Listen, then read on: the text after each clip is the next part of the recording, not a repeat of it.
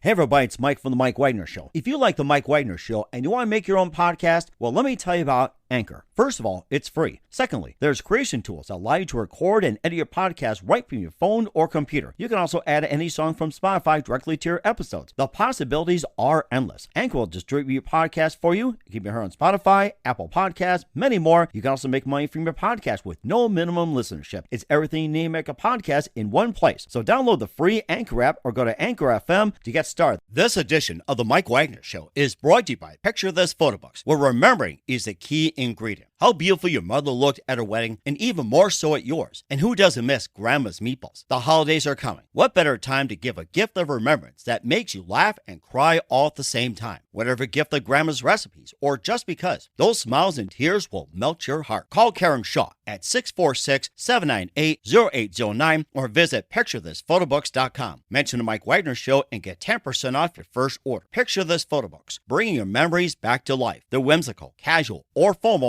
and always uniquely you. The Mike Wagner Show is powered by Sonic Web Studios. If you're looking to start or upgrade your online presence, visit www.sonicwebstudios.com for all of your online needs. Call 1-800-303-3960 or visit us online at www.sonicwebstudios.com to get started today. Mention the Mike Wagner Show and get 20% off your project. Sonic Web Studios. Take your image to the next level. Hey everybody, it's Mike from The Mike Wagner Show. It's time to give a shout out to our official sponsor of The Mike Wagner Show, international award-winning author Mian Mohsen Zia. If you love fast-paced mysteries, then you'll love Missing by Mian Mohsen Zia. Available on Amazon in paperback and ebook. Missing is fast-paced and intriguing with an unforgettable twist. It takes place in 4 countries with 2 strangers and 1 target where truth is an illusion and those you love will be the first to go missing. It's available in paperback and ebook on Amazon. Missing by Mian Mohsen Zia has garnered great reviews and is even loved by Hollywood celebrities including Joanna Cassidy, Forbes Riley, and many others. So grab your copy today. Order Missing by Mian Mohsen Zia, now available at Amazon. It's now time for the Mike Wagner Show, powered by Sonic Web Studios. Visit online at sonicwebstudios.com for all your needs. The Mike Wagner Show can be heard on Spreaker, Spotify, iHeartRadio, YouTube, iTunes, Anchor FM, Radio Public, and themikewagnershow.com.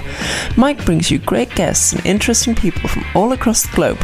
So sit back, relax, and enjoy another great episode of the Mike Wagner Show.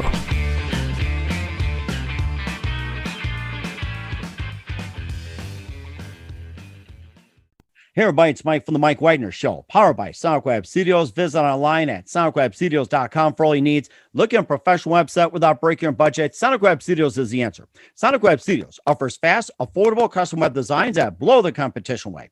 Call today, 1-800-303-3960. That's 1-800-303-3960. Or email to support@sonicwebstudios.com. Mention the Mike Wagner Show, get 20% off your first project. Sonic Web Studios, take your image to the next level.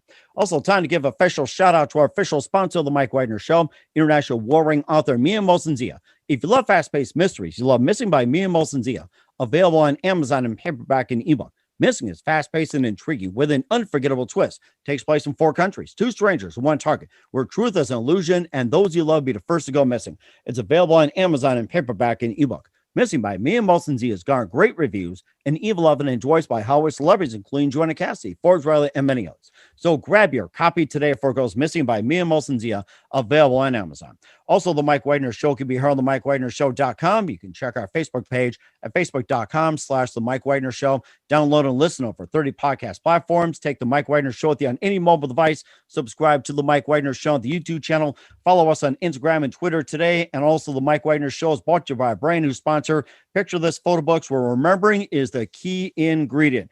And how beautiful your mother looked at her wedding, and even more so at yours. And who doesn't miss grandmother's meatballs? Well, the holidays are coming, and what better time to give a gift of remembrance that makes you laugh, cry at the same time? Whatever gift like grandma's recipes or just because, those smiles and tears will melt your heart. Call Karen Shaw at 646-798-0809 or visit picturethisphotobooks.com. Mention the Mike Wagner Show, get 10% off your first order.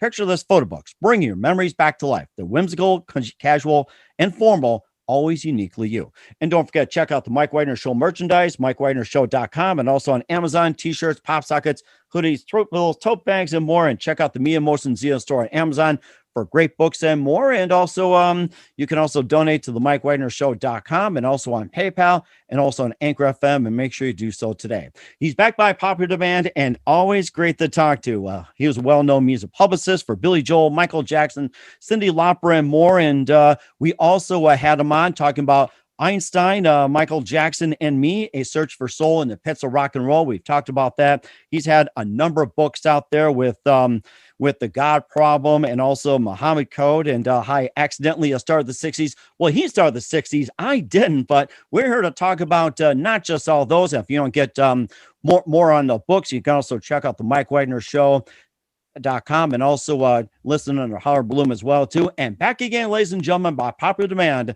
the very, very popular, and he's in a race for space, Howard Bloom. Howard, good morning, good afternoon, good evening. Thanks for joining us once again. Mike, it's an absolute pleasure. Oh my gosh. And it's always a big pleasure as well too. And of course, you've been an author and a publicist for quite some time, but we're not here to talk about books or talk about Michael Jackson, Billy Joel, or anything like that. We're here to talk about the race for space. And you got some breaking news as well too. And the bigger news that came out recently, Richard Branson's succession into space. And he's got some competition ahead of us.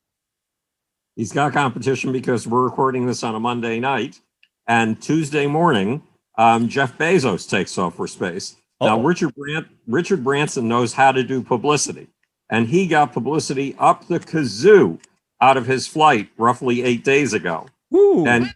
And tomorrow morning, Bezos takes off into space with the youngest passenger and the oldest passenger ever flown to space. And he is not bad at publicity either. So he is publicizing this for all it's worth. Sometimes he is getting 4 different stories out a day on what he's doing. And in a sense, this is Mickey Mouse space. In a sense, this is Disneyland space. It's not real space. It's not orbital. You have to really get to orbital to be, in my opinion, at least, in real space. But this is close enough to space that when these two giants go up against each other in PR battles, which they are doing right now, they will increase the amount of media attention going to space dramatically.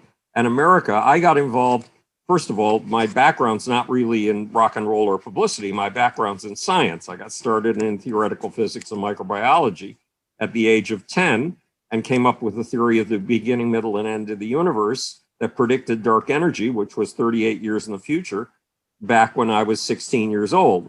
So 15 years ago, I was sort of kidnapped into the space community. But I've been interested in space since I was 10 and 11 years old. And I now run 4 different space groups of all the absurd. And more continues to pile up as we go along here.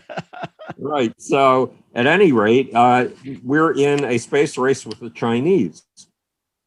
And we don't quite realize it. The Chinese plan to have their first humans on Mars in 2033. And an expert global analyst named Namarati Goswami, who follows these things very closely, says that every time the Chinese have laid down a date for achieving something on their space program, they've achieved it. And right now, I run a group that includes the former governor of New York State, David Paterson, who, like me, is a Democrat, Newt Gingrich, who, unlike me, is not a Democrat, obviously, 3-star General Steve Quast, whose political affiliation is totally unknown. He very wisely keeps it unknown. And Robert Walker, who's the former head of the Science Committee for Congress. And General Quast has just alerted me to the fact that he who can maneuver the fastest and the most unexpectedly in space wins. And to maneuver the fastest and to be able to turn on a dime, you need a form of propulsion that is vastly beyond chemical propulsion. In other words, it's vastly beyond rockets. And for the last 50 years, Westerners, especially Americans, have been speculating about something called nuclear thermal propulsion. using nuclear to heat water or whatever you want and use it for propulsion. And it will be roughly 3 times as fast as chemical rockets. Well, the Chinese are investing in this very heavily. They made a major commitment to it about 2 years ago. And we're doing a tiny amount of investment, but not enough to make a difference. And General Quast believes that this is the next generation of maneuverability in space. And since he is a 3-star general, he's looking at who will end up policing space. Who will be the power that will establish such a strong presence in space that they are able to make the rules? It's either going to be the United States or it's going to be China. But at the rate we're going, it's likely to be China. So this is a serious race. And Steve points out that the Chang'e 4, 2019, the Chinese put up something they called the Chang'e 4. And most of us paid attention to the fact that this was a rover that was going to explore the far side of the moon, which has never been explored before. That was a historical first. But there were other historical firsts. The Chinese, in order to accomplish this mission, put up a communications satellite in something called L4. And L means Lagrange points, and Lagrange points are points where the gravity of the Earth and the gravity of the moon cancel each other out. So you can park something in what's called a halo orbit and be sure that it's going to stay there, that it's not going to drift. And the Chinese put up this communication satellite so that Chang'e 4 on the far side of the moon, which cannot have direct contact with the Earth because the moon is blocking it between Earth and the moon, but it can send a signal to this satellite in L4, and that signal can be relayed back to Earth. Plus, the Chang'e 4 mission involved 2 microsatellites, one of which failed, but one of which succeeded. So they've begun putting up these complex ecosystems in space that take advantage of learning forms of maneuverability that we haven't learned. The Chang'e 5 mission of the Chinese landed 4 pounds. It went to the moon, picked up 4 pounds of samples, and landed them back on Earth. All of these, General Quast points out, are exercises in maneuverability, and he who has maneuverability and a strong presence in space is going to dominate. So we Americans right now are complaining that Branson and Bezos are wasting vast amounts of money on space when they should be solving problems on Earth. Well, guess what? Every time we open a new frontier of resources, we enrich even the poorest people, even the homeless people on planet Earth. Homeless people on Earth today, at least in my neighborhood, have luxuries the rest of us could only dream of 40 years ago. They have running shoes that are ergonomically designed that make walking a good deal easier.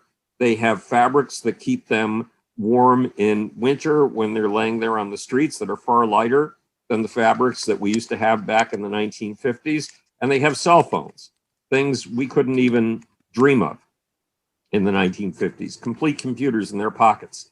And this all comes from opening new frontiers of space, opening new emptinesses and turning them into riches. In this case, it's opening the emptiness of computer technology and then of the internet, which has become a vast new frontier from a thing that simply didn't exist 40 years ago. Well, space is filled with resources. For example, space gets incredible amounts of solar power.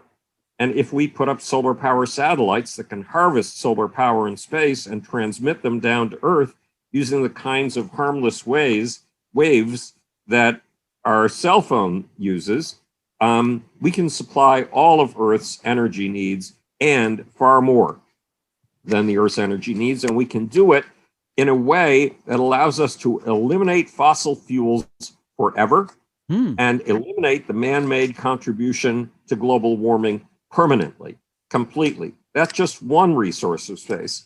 There are asteroids up there worth as much as the gross domestic product of South Korea. Really? Which is a very prosperous little nation. And they're just waiting there up for the taking. So, and what is life all about? once upon a time, this was a poison pill of a planet. It was just filled with poisons and toxins, and it was the home of climate catastrophe. It swiveled around its axis once every 6 hours. So for 3 hours, it was exposed to this poisonous stuff called radiation. For another 3 hours, it was exposed to this equally poisonous stuff called darkness. And the temperature shot up 88 degrees every time you shifted from day to night on this planet. Then there was the tilt of the planet on its axis. So the planet went through 4 major climate changes a year: summer, fall, winter, and spring, things we now take for granted. Then there's the molecular cycle, which is roughly every 22,000, 40,000, and 100,000 years, that just throws the climate into such extremes that at one point, about 150 million years ago, there were dinosaurs living in tropical forests at the North Pole and the South Pole. I mean, that's really global warming. And nature invented that. There were no smokestacks, there were no capitalists, there were no patriarchalists back in the days of those dinosaurs at all. And then there's what happened when the first life forms learned how to photosynthesize, which was an astonishing new technology, capturing these little wiggles of electromagnetism called photons, the basic units of light, and harnessing them to turn the wheels of life. But there was a problem.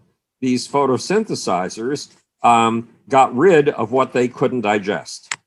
And what they got rid of was a gas, and the gas was toxic. But remember, a bacteria is so small, we can't see it. An entire bacterial colony of 7 trillion bacteria, more than all the humans who have ever lived, will fit on your palm, but it will be so thin you can't even see it. So what's a little bacterial expulsion of a toxic gas in an atmosphere of something like 3 trillion square kilometers of atmosphere? It's nothing. But over the course of the first 100 billion years, those toxic farts built up.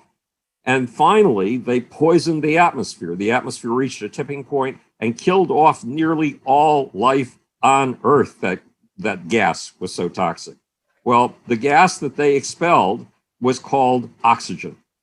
And we regard oxygen as the basis of the energy of life. Why? Because some bacteria managed to survive by taking in as boarders tiny little bacteria, much smaller than they were, who were capable of digesting this toxic stuff, this poison, oxygen, and turning it into the battery packs of life. It's called adenosine triphosphate. So this mass extinction caused by nature, not by tailpipes and smokestacks and capitalists, nearly killed off all life on Earth, but led to the evolution of kinds of cells that became multicellular, that learned how to be multicellular, meaning those cells, those adaptations to this poison led to you and me. So the resources of space once upon a time, we greened and gardened a poison pill of stone. There are poison pills of stone all over the cosmos, all over the solar system. And it's our job to be the carriers of life, the Johnny Appleseeds of life, to take life to these other poison pills of stone and turn them green. And in the process, to ship back resources to Earth, well, to do what Jeff Bezos' vision is. Jeff Bezos envisions taking all of the polluting industries of Earth and moving them into space so that Earth can remain a garden and a park for animals and human beings. That is a very nice vision, and it is possible. In fact, it is extremely likely. The big question is, who's going to keep the peace in this vast new world in which poison pills of stone are turned into resource spaces? I was thinking you mentioned about Jeff Bezos, like have his Amazon workers do the dirty work for him. Right. Well, so the big question here is whether the Chinese or the Americans are going to preside over these gardens in the sky, over these mining sources, like asteroids in the sky. This is going to be the basis for the next great economic explosion, for the next great period of economic growth, the next great period that lifts even the homeless among us, even the poorest among us. And the question is, who's going to be responsible? Who's going to be the kingpin in this next generation economy? We are ahead of the Chinese right now But without Elon Musk, I mean, Elon Musk is not in this battle of the billionaires. He's just bought a ticket to go up on Richard Branson's little space plane. But it's Elon Musk who's going to save us, because he's developing a spaceship that can carry 100 passengers or 110 tons of cargo. It's utterly beyond anything we have previously imagined in space. Mm-hmm. And he's halfway toward the development of this thing. He's already sent it up to the lower limits of space and brought it back down successfully, landing it on Earth. And he's building a booster. It's called the Super Heavy. It used to be called the BFR, the big frigging rocket, with 33 engines. Can you imagine that? 33. Wow. It's just like, yes. It makes me think it's like 33. It's like, like Chevys, Fords, or something like that, or even Toyotas. Oh my gosh. Right. So it's enormous. And that will carry the Starship, which is the new spaceship, the 100-passenger spaceship, on its first orbital flight, probably in August, at the latest in September. So that's going to change the whole way that life interfaces with space, and that life takes advantage of the poison pills of stone that haven't been given the privilege of life yet. Mm-hmm. So that's the big picture of this stuff that I'm involved with. And it's rather interesting to talk about Mars as well, too. But what are the chances of people actually colonizing in Mars, and how much is real estate going for as well, too, if they want to build houses up in Mars? Well, there's a very good chance, because Elon Musk is a person who sets a goal and then, no matter how slowly, achieves it and turns it into a new reality for all humanity. And his goal is to put a city on Mars. And there's no stopping him. I mean, as long as we are lucky enough to have Elon Musk alive among us, he's the growth engine of America's future right now. Unfortunately, NASA is not. NASA's still trying to build a spaceship called the Space Launch System, which is called by some the Senate launch system, because it's a giant pork barrel project. It's a giant jobs project. And to launch one of these will cost $1 billion. Well, Elon wants his Starship launches to cost $2 million each. Huh. And if he achieves that for the price of one space launch system launch, you can have 500 launches of the Starship. 500 launches is a space program to Mars, a space program to the moon, a space program to each of Mars' moons. It's utterly beyond belief. So NASA is moving along a dead-end path with a rocket that's too expensive to fly. And guess what, Mike? That rocket, the Space Launch System, has never flown. Well, you need enough copies of something so that if the first two blow up, you can learn from those explosions and you can build the third. NASA does not have that. It is building painfully, and at the cost of roughly $3 billion a year. It is building this rocket that has never flown and will be too expensive to fly. And again, Elon Musk will, if he reaches his goals, be capable of launching 500 Starships for the cost of one space launch system. And his rockets, the Space Launch System, this hideously expensive rocket, you use it once and you throw it away. And you have to build another one. The Starship goes up like an airplane and lands. So it can be reused. And Elon has proven with his Falcon 9 rockets that he's finally managed to build them in such a way that once they land, they need no major refurbishment at all, and they can take off again once they are refueled. Well, that's the basis of a transport system. And Earth needs that transport system. It needs all those extra resources that are hanging right above our heads, including space solar power, which will end the man-made contribution to global warming forever. And I had a partner in getting across the concept of space solar power for 4 years. And my partner was the 11th president of India, the most popular politician in South Asia. His name was Dr. APJ Kalam. And Dr. Kalam, as president of India, knew poverty. And he swore that with space solar power, we could lift 2 billion people out of poverty. So that is solving the problems of Earth. That is not just a battle between billionaires over vanity. Every form of vanity in the long run leads to an advancement of humanity.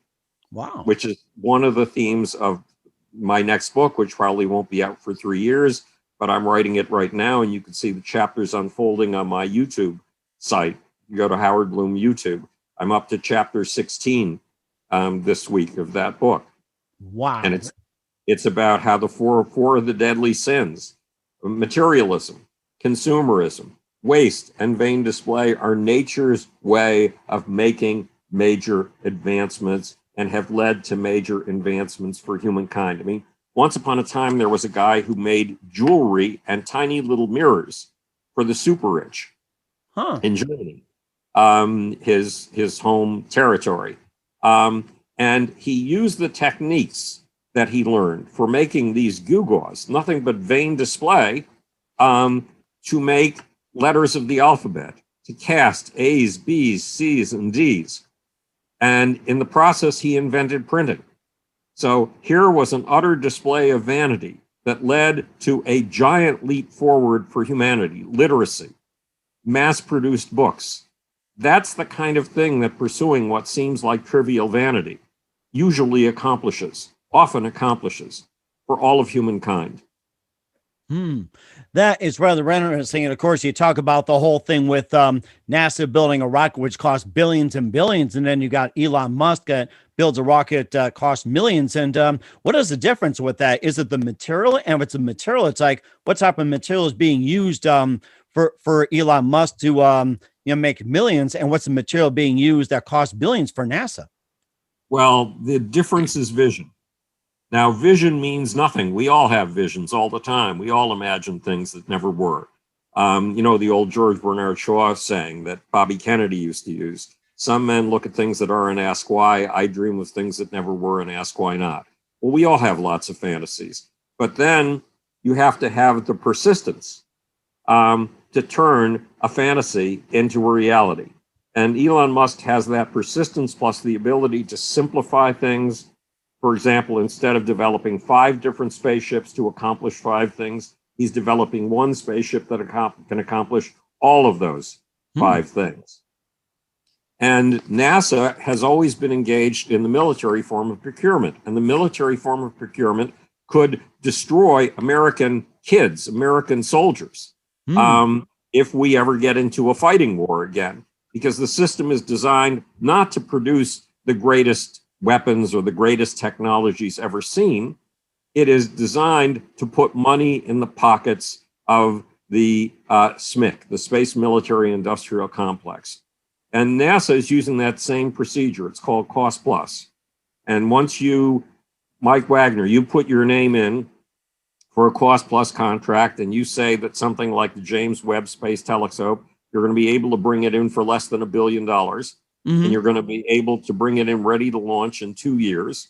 And once you've got your hands on that stream of money, you don't let it go. So the James Webb Space Telescope 10 years later still has not launched.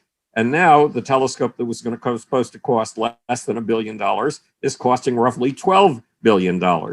Once you get your hooks into the government pocketbook, you just keep that stream of money flowing. Your goal is not necessarily to put up that space telescope. It's to fatten your bottom line. So that way of doing things is going to kill America in a war, and has been killing America's space program. However, Elon Musk was kind enough, he's an immigrant. He was kind enough to move from South Africa to the United States to effectuate his space program.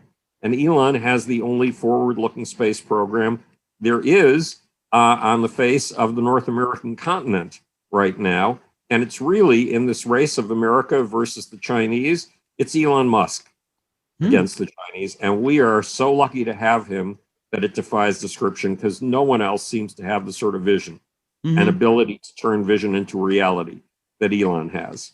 That sounds interesting as well, too. You talk about China being in the race against America when it comes to space. And what country or countries do you see next to competing against U.S. or competing against China? Well, it's going to be us versus China, because Russia has thrown its lot in with China, and the Russians and Chinese have agreed that they're going to build a base on the moon. Well, guess what? We don't have any plans for a base on the moon. We don't have any plans for a habitation of any kind on the moon. We don't have plans to make the moon a home. The Chinese and the Russians do. The Chinese are also wooing the Europeans. Oh, wow. To work with them. We have the International Space Station, which has been up there for decades, getting rather smelly in the process, and which is going to be deorbited sometime around very roughly 2025 or 2028. Well, the Chinese put up the first module of their new space station, and they've got 3 technonauts, their version of astronauts, on their space station, living there for 3 months. That's nowhere near what we've accomplished with the International Space Station, where people have lived there for a year at a time, where it's been continuously inhabited for over 20 years. But because our space station is going to come out of the sky, it's going to be deorbited one of these days, which is a shame. It should be left like the pyramids in space so that sightseers can go and see it. One way or the other, Chinese are planning to have the only space station in space, and they're turning that into an international project too. Why? To gain credibility, to gain stature. As the new greatest power on the face of the earth. And the Europeans are being wooed to participate, and I believe they are participating in the Chinese space station. So it's really going to be 2 superpowers up against each other. The Americans, who have a $11 trillion deficit or something of the sort, and the Chinese, who have a $4 trillion cash surplus. And in general, there are competitions. He who has the surplus wins. So our surplus is imagination. Our surplus is our ability to critique our own government and to improve things. The Chinese don't have that privilege. They are monitored all the time to make sure that they don't get out of line with what the party wants them to talk about and think about. And the question is whether a country under those rigid constraints of an authoritarian governance can outdo a country with democracy, pluralism, freedom of speech. We shall see. I want us to win. Yes, definitely do so as well, too. I'll talk about the Big Bang Tango Media Lab in just a minute as well, too, as part of the space, talk with Howard Bloom. But first, listen to the Mike Wagner Show at the MikeWagnerShow.com, powered by Sonic Web Studios. Visit online at sonicwebstudios.com for all your needs. Look at a professional website without breaking your budget. Sonic Web Studios is the answer. Sonic Web Studios offers fast, affordable custom web designs that blow the competition away. Call today, 1-800-303-3960. It's 1-800-303-3960, or email to support@sonicwebstudios.com. Mention the Mike Wagner Show. Get 20% off your first project. Sonic Web Studios, take your image to the next level. Also, time to give official shout out to our official sponsor of the Mike Wagner Show, international warring author Mia Molson-Zia. If you love fast-paced mysteries, you love Missing by Mia Molson-Zia, available on Amazon in paperback and ebook. Missing is fast-paced and intriguing with an unforgettable twist. Takes place in 4 countries, 2 strangers, 1 target, where truth is an illusion and those you love be the first to go missing. It's available on Amazon in paperback and ebook. Missing by Mia Molson-Zia has garnered great reviews and even loved and enjoyed by Hollywood celebrities, including Joanna Cassidy, Forbes Riley, and many others. So grab your copy today for Girls Missing by Mia Molson-Zia, available on Amazon, and also brought to you by our new sponsor of the Mike Wagner Show. Picture this photo books, where remembering is the key ingredient. How beautiful your mother looked at her wedding, or even more so at yours, and who doesn't miss grandmother's meatballs? Well, the holidays are coming. What better time to give a gift of remembrance that makes you laugh and cry at the same time? Whatever gift, a gift for grandma's recipes, or just because, those smiles and tears will melt your heart. Call Karen Shaw at 646-798-0809. That's 646-798-0809. Or visit picturethisphotoBooks.com. Mention the Mike Wagner Show. Get 10% off your first order. Picture This Photo Books, bringing memories back to life. They're whimsical, casual, or formal, and always uniquely you. And don't forget to take the Mike Wagner Show on any mobile device. Subscribe to the Mike Wagner Show on the YouTube channel, and check out the Mike Wagner Show on over 30 podcast platforms. And check out the Mike Wagner Show merchandise, MikeWagnerShow.com, and also on Amazon. And also check out the Mia Molson-Zia store on Amazon as well, too, for great books and more. And don't forget to donate to the MikeWagnerShow.com as well. Also on Anchor FM and PayPal. make sure you do so today. We're here with author, publicist, and also space expert Howard Bloom here on the Mike Wagner Show. Always great to talk to you, Howard, as well, too. And you also have another thing to talk about, the Big Bang Tango Media Lab. You can tell us more about that. Well, the Big Bang Tango Media Lab started in 2001. I was lecturing online a group of kids and told them that ultimately I wanted to put together a 360-degree entertainment with that functioned on the ceiling, on the walls, on the floors, that took you from the Big Bang to what's going on in your brain and mine as we're having this conversation. Oh, wow. And a bunch of these kids said, well, how can we help? We'd like to help you achieve this. So Sunday night is the loneliest night of the week. You're transitioning from the weekend to Monday, really grim. And I told them, let's get together on Sunday night. So people have been getting together with me on this Big Bang Tango Media Lab ever since. We put together the world's first biopolitical animation, which I think you can find on the web. It's Why Do the Iraqis Hate Us? Huh. And we did that with a storyboard artist who works for the New York Times, does illustrations for the New York Times and the Wall Street Journal in New York, with a sound person who works with the Worldwide Wrestling Federation in Connecticut, with a film student who coordinated the whole project in Vancouver. And the real moving engine of the process was a company called Pigtail Pundits in Mumbai, India, which actually did the animation and executed the whole thing. And it was wonderful. These days, it's become mostly a discussion group about space. And it has a few people who are deeply expert in this subject and a few people who are wildly visionary in the subject. And it gives me a chance to see, right now, the focus is on Boca Chica, Texas. Because in Boca Chica, Texas, Elon Musk is developing this Starship. And he's developed the first 4 copies of his super heavy 33 engine launch vehicle. And we're all anxiously waiting to see what happens. And we have one member of the group who keeps his eyes on what is going on in Boca Chica from day to day to day, and can give us weekly reports on what's going on. And then Monday night, so that's tonight, I run the Space Development Steering Committee, which Buzz Aldrin sort of kidnapped me into forming 15 years ago. And that has some extraordinary and brilliant experts in it. And we push for various projects. Then, of course, there's the Space Group with Newt Gingrich and Governor David Patterson. And there's a 4th project. It's a fundraiser for the National Space Society, which I'm putting together with an actor named Harry Hamlin, who was voted the sexiest man alive by People magazine in the 1980s and has been accumulating acting awards ever since, and who also, his family has been in science in major ways for 4 generations now. His grandfather built the Science Museum in Buffalo, New York, my hometown, that I used to visit when I was a kid. And when Garfield was shot, it was his grandfather, or great-grandfather, who took the president and put him into his car and took him to a hospital. So Harry has a nuclear fission company called TAE, which has made some major breakthroughs and is now offering spin-offs of the research that it's done to achieve nuclear fission, something that no one has achieved, but people have been dreaming about since the 1940s.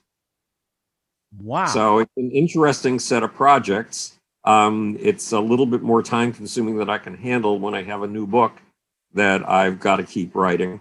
But it is, Mike, it is a sheer privilege and a joy to be on the cutting edge of things and to try to keep that cutting edge sharp and to try to let the public know the things that are highest priorities. Again, when I first got into this, I realized that America needs a vision implant. Without a vision, a nation shall perish, says Proverbs. And America's vision was about dystopias, was about all the ways we could go downhill and destroy ourselves. There were no visions of how we could go up and reinvent ourselves for the next half century. And that's what we deeply needed. And I have found that in the space movement.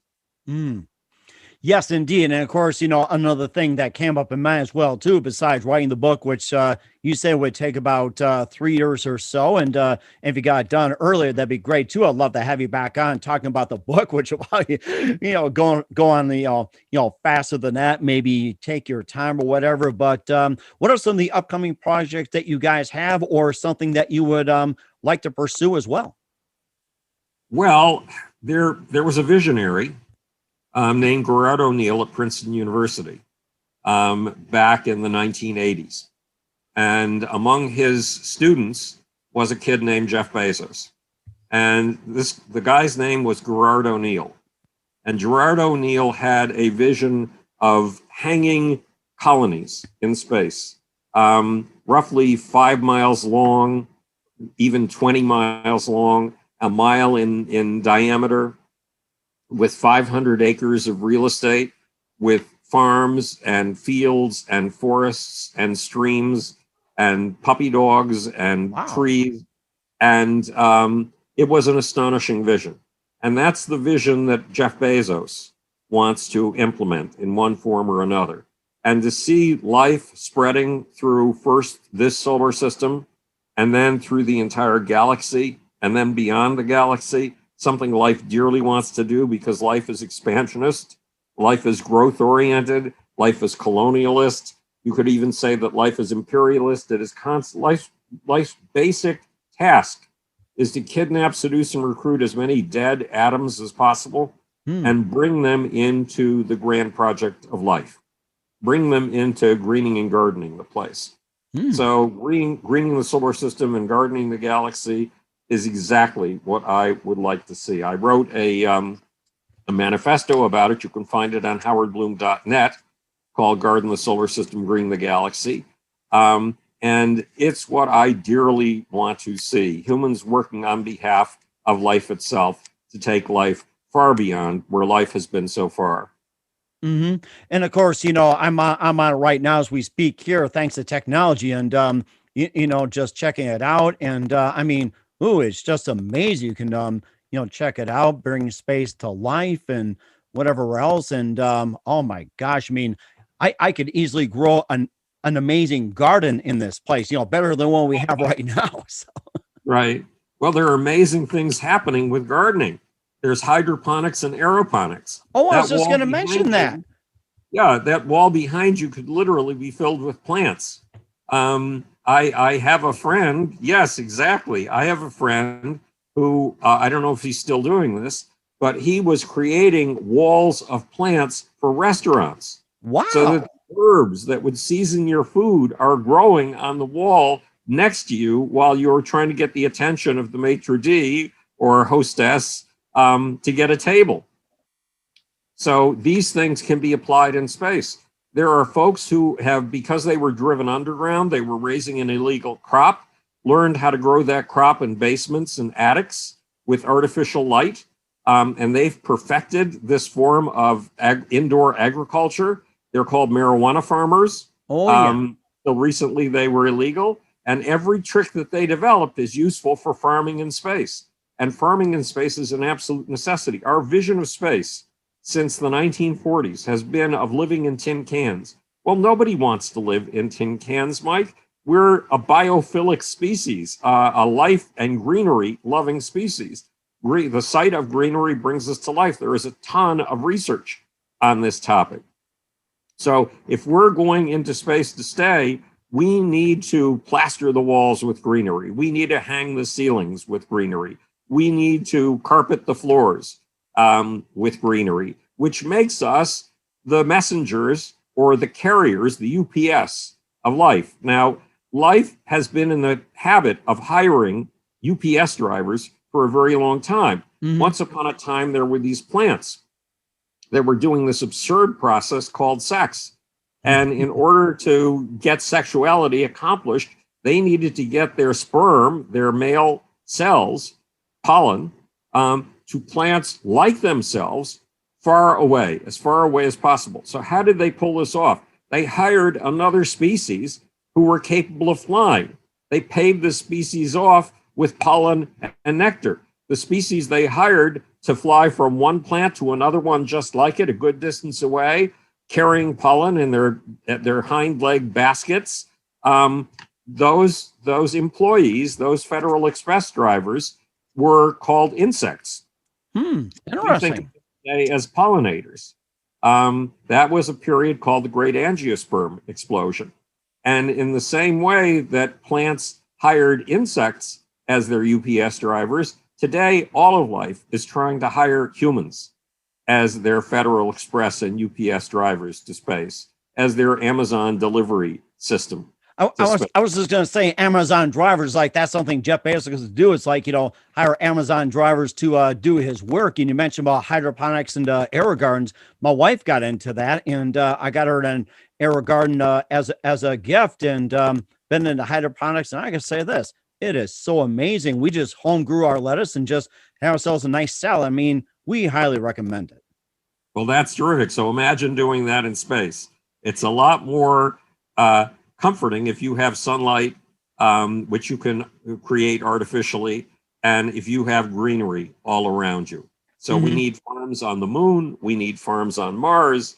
If we're interested in Phobos and Deimos, the moons of Mars, hey, farm those places too, and put those giant cylinders that Gerard O'Neill dreamed about in the 1980s, with just filled with real estate in space. And another argument for space that says that Bezos and Branson are not pursuing something trivial. Once upon a time, the United States got involved in a totally unjust war with Mexico, and it won the war, and it won a whole bunch of Mexican territory, Texas, New Mexico, Colorado, Utah, and California. And when it won California, it took its greatest logistics experts and sent them out to California to see if there was anything useful in this place. And the experts came back and said, there is nothing useful there. Don't bother to spend a penny. It's a wasteland. The only thing out there are poisonous rattlesnakes and scorpions. Well, without California, California gave birth to industries that those logistics experts could not even dream about. Just two: Hollywood, Silicon Valley, and populating the vast wastelands of the moon and Mars is likely to produce similar unbelievable results, but gifts that lift all of humanity. Also, maybe think of Napa Valley as well, too, where you make wine and everything. It's like, that's another thing that came up. It's like wine. And of course, you got a good amount of farms, cattle, and everything else. And I thought of wine. It's like, you could probably make better wine up in the Mars and moon. Well, that's entirely possible, but they'll be different wines. And the more tastes in wines, the better. The more we spread out, the more we explore what is wine. It's a grape's way of inducing us, rewarding us, paying us off, giving us a treat in exchange for making more space for grapes and making new kinds of grapes. So it's the grapes, if you want to look at it that way, that are really in charge. And we're the insects of the 21st century. We are the carriers of life to space. And of course, too, I also thought about as well, too, like with farms and everything possible, too. It's like, I'm sure there'd be better cattle, better chicken, and, better animals, and hopefully they'll behave better up in Mars and the moon. I'm hoping so. It's like they better act civil. It's like, well, to send them back to Earth. Well, my girlfriend talks about a friend of hers who has a chicken that's madly in love with her and follows her around everywhere. My first wife had a chicken who was the runt of the litter, totally featherless. He used to follow her wherever she went. So chickens and goats and all kinds of animals can be remarkably more friendly than we sometimes see. But having them up in space, yes, by all means, except it's very likely we'll grow artificial meat up there. Actual meat, but meat grown from cells, not dependent on killing poor animals. And that's all true as well, too. And of course, I think the thing I'm not sure we touched about as well, too. We talk about the space race. Of course, you got that $2 billion moon prize, and makes you and me and a bunch of people want to get on it, too. So, well, the $2 billion moon prize group is right now focusing on something very simple. NASA's plan for getting to the moon has nothing to do with getting to the moon. It involves using the Space Launch System rocket. Remember that Franken rocket that's too expensive to fly? It cannot land on the moon. It involves using to carry humans something called an Orion capsule. It cannot land on the moon. So they're planning an entire moon base. They call it the Lunar Gateway because that's the only thing that a space launch system in the Orion can possibly reach, is something hovering in the skies of the moon. And then using some kind of as yet unbuilt landing vehicle to get humans from this unnecessary space station in an unnecessary orbit down to the actual surface of the moon. Well, this is Mickey Mouse. This is crazy. This is insane. This is just a way to spend an awful lot of money to keep Northrop Grumman happy, and not necessarily to advance the cause of America or life itself. Where we're advocating is using that 100-passenger rocket, the space launch, or the Starship, the SpaceX vehicle, the Elon Musk vehicle, which can do something that neither the Orion nor the SLS nor the Lunar Gateway can do. It can land on the moon and it can take off again. So forget the Lunar Gateway. Go directly to the moon with the Starship and come directly back from the moon with the Starship. Do things the simplest way possible, not the most complicated way possible that will put money in the pockets of the space military industrial complex. That's really interesting too. And of course, you talk about having the moon built by NASA, where it's just a one-time trip, round trip, and that's it. You scrap it for like parts or whatever it is. It's like, how many times do they say that the spaceship can go back and forth? Like how many times before it wears out? Well, that's a good question, because right now, the Falcon 9, the rocket that's been working the most reliably of any rocket on the North American continent, and possibly any rocket on Earth, because it's the only one that can land, be refurbished and take off again. Elon has just used one of those rockets for the 10th time. Wow. So that's a milestone. His goal is to be able to fly these things 100 times. His goal is to have them reused. I mean, you know, when you take a bus trip to LA, you do not throw the bus away in the ocean when the trip is over, and then you do not have a new bus built to take you back home again. Well, that's the NASA approach. Throw the buses away. That bus will be reused for 30 or 40 years. And that is the goal with SpaceX, its Starship, and its all of its vehicles. And there are very few of its vehicles. There's the Falcon 9, and there's the Starship, and there's the Falcon Heavy, only 3 vehicles, for a reason. If you make one of your vehicles capable of doing everything, then you can save the billions and billions and billions of dollars it could cost to develop new vehicles, and you can use it getting your vehicles to do useful things like the moon and Mars. That's really interesting as well too. And also, you know, I'll talk more about your book as well too. And where can we find all your information? We're going to find your books, and how can people locate you? Well, I'm at howardbloom.net, but you can simply go to Amazon and type in Howard Bloom, and you'll see all 7 of my existing books. And if you read one, email me and tell me what you think of it.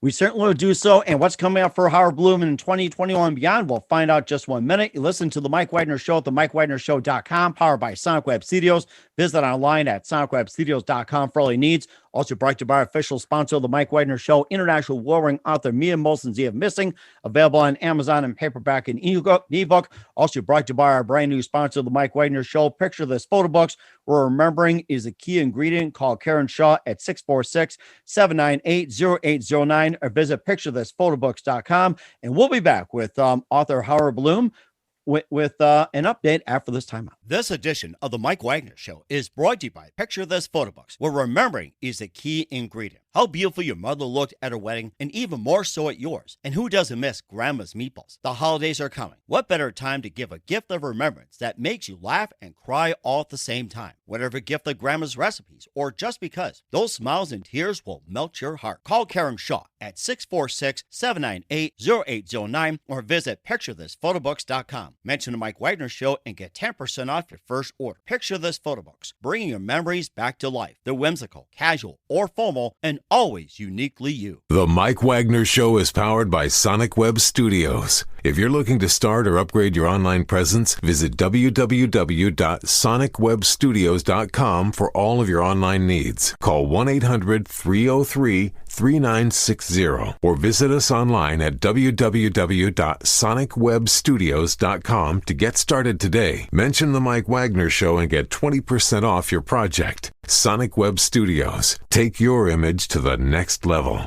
Hey everybody, my name is Forbes Riley, and I'm an American actress and a TV host. And I was delighted when I got my copy of Missing, which is Extraordinary Relation of Ordinary People based on a real life relationship. It's well written. It's amazing.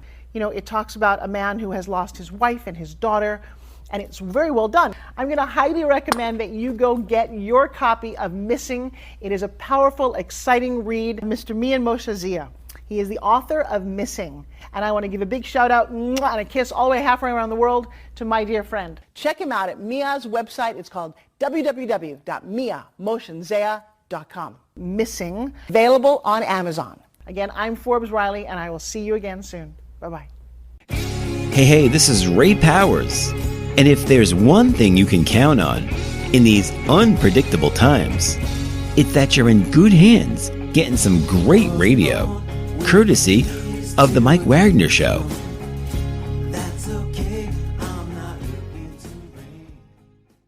We're back with Howard Bloom.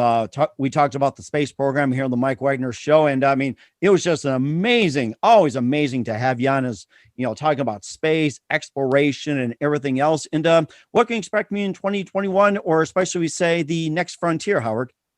Well, there is a new organization, the Howard Bloom Institute, that is dedicated to keeping my work alive after I'm gone. Mike, when I was 10 years old, I was totally lost. Nobody in my hometown of Buffalo wanted me, not the other kids, not my parents. And I was saved by a book that told me the first two rules of science: the truth at any price, including the price of your life, and look at things right under your noses if you've never seen them before, then proceed from there. And the guys who saved me were Galileo and the inventor of the microscope, Anton von Leeuwenhoek. So the goal, these guys reached out over a distance of 350 years to catch me before I could fall. And my goal is to reach out over the next 350 years and catch the next poor kid. I owe it to the shoulders of the giants who were kind enough to loft me and lift me. So the Howard Bloom Institute is dedicated to that goal. There's a film called The Grand Unified Theory of Howard Bloom that has won 2 festival awards. It won those awards before the festival circuit was closed down by COVID. And that film is available on Amazon and Apple and every place but Netflix. So it's easy to get. And I'm working on the next book, but as you said, it won't be out for another 3 years. And that one is called, at this moment, The Case of the Sexual Cosmos. Everything you know about nature is wrong. And there's another film in the works by Buckminster Fuller's film biographer, Noel B. Murphy, and we'll see when he gets around to finishing that film. Oh, we're so looking forward to it here. We're going to, once again, we're Howard Bloom here on the Mike Wagner Show. Howard, very big thank you for your time. As always, you're welcome to come back on anytime. You amaze me, you amaze everybody. And once again, tell us how can we reach you? What's your website? And where can people purchase your books, check you out? And you're also on Coast to Coast on sometimes too. Yeah. What's that? Good point. Every Wednesday night at 1:06 a.m. Eastern Time, I'm on Coast to Coast, so you can hear 3.5 minutes of my news commentary once a week on Coast to Coast. It's 545 radio stations, so there's bound to be a station near you. And you can look me up on howardbloom.net, which is just riddled with information, or howardbloom.institute, which is a website in development. But most important, Howard Bloom on Amazon, and you'll see my 7 books, including the one behind me, Einstein, Michael Jackson, and Me, A Search for Soul in the Power Pits of Rock and Roll, my latest book. And that's an amazing book as well, too. And give us a quick update on that. Well, it's out there. It's about my adventures with Michael Jackson, Prince, Bob Marley, Bette Midler, AC/DC, Aerosmith, Kiss, Queen, Run DMC, Billy Joel, Billy Idol, Paul Simon, Peter Gabriel, David Byrne, and people like that. And it's been named the best book of 2020. By the Hollywood Weekly Times, I think it's called, and the New York Weekly Times. And it's been named by, I think it's called Hollywood Digest, it has been named the most soul-busting book ever, or something like that. The book with the most soul ever. I've got the phrase a little bit cockeyed, but that's the general idea. So it's about something much deeper than just stories, although the stories are amazing. They're adventures in the human soul. And imagine having the privilege of soul diving into people like Michael Jackson and Prince. And that was my privilege for the 17 years that I ran the Howard Bloom organization, which was the biggest PR firm in the music industry. And of course, you can also send Billy Joel into the space program as well, too. I'm sure he'll love that. Instead of motorcycles, yes. Hey, that's a good idea. It's like motorcycles into space. It's like if Elon Musk can build rockets, why not motorcycles taken to space? I think that's another project we can all pursue. So. Right. It would be a wonderful idea. It would be. We'll talk more about that. Once again, Howard Bloom here on the Mike Wagner Show. It's always great to have you on board, and love you back on 2021 beyond. Don't forget to keep in touch. You've been absolutely great, and don't forget to just warm oomph and everything else. You're always terrific. Mike, thanks. It's a pleasure. Picture this photo books, where remembering is the key ingredient. Preserving memories, keeping the memories of your loved ones alive as they reach in and touch your heart. How beautiful your mother looked at her wedding, and even more so at yours. The holidays are coming. What better time to give a gift of remembrance that makes you laugh and cry all at the same time? Whether it's a gift of past holidays, grandma's recipes, long ago moments, or just because. Those smiles and tears will melt your heart. Call Karen Shaw at 646-798-0809. Once again, that's 646-798-0809. Or visit picturethisphotobooks.com.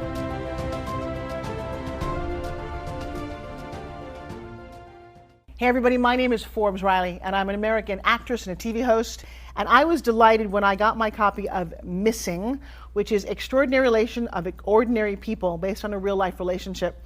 It's well written. It's amazing. You know, it talks about a man who has lost his wife and his daughter, and it's very well done. I'm going to highly recommend that you go get your copy of Missing. It is a powerful, exciting read. Mr. Mian Moshe Zia.